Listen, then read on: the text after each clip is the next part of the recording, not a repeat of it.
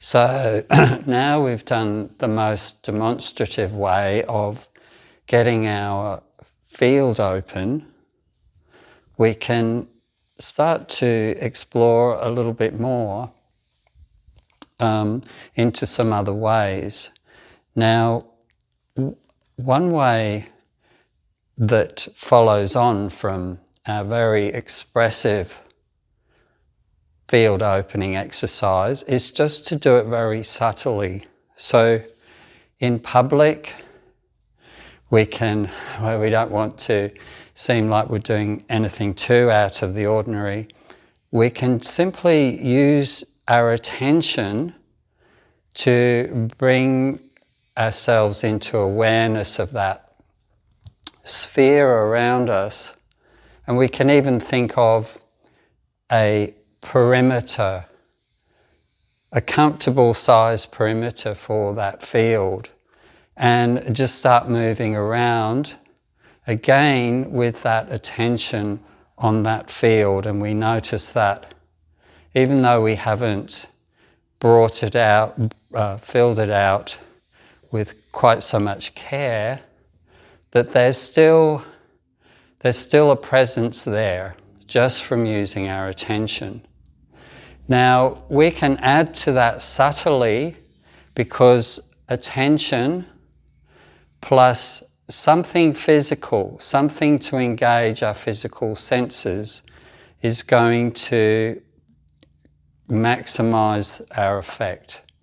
So we can subtly just turn our hands back, and immediately that opening of the inner arm and that sensitizing of the inner arm has a ripple effect through the body. So we can just practice turning that hand back, and you can feel how your whole body subtly responds. It lifts and opens. So with those two steps in mind, we can just practice, first of all, just with our pure awareness. And to help fix that field, we can think of it having a perimeter if that sits comfortably with us. Otherwise, we can not so much focus on a perimeter, but just the field itself. And then if we feel comfortable, we can use our hands very subtly and notice all the flow-through effects from just that subtle movement of the wrist. So we talked about the front of the body opening. Well, there are correspondences right through the body between one part of our body and another. One of them is the hands and the wrists correspond to the feet. So opening up the palms like that is going to message the bottoms of our feet. So when we do that, we may feel, oh, there's something subtle but opening. It feels a little bit like the floor is opening up under me. And we can go through all our yin-yang steps just with our attention, bringing our attention maybe to the space above us.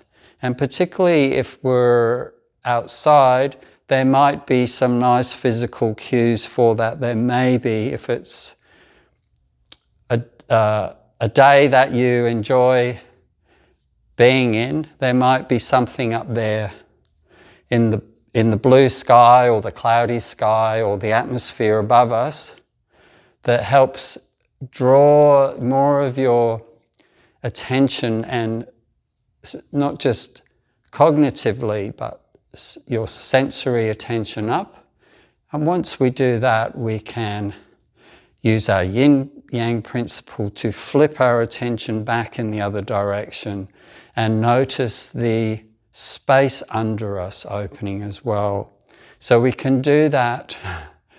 We can do that yin-yang principle for any part of our sphere that feels a little bit empty, a little bit off limits to our attention. We and just go to the opposite side with our attention and flip it back the other way.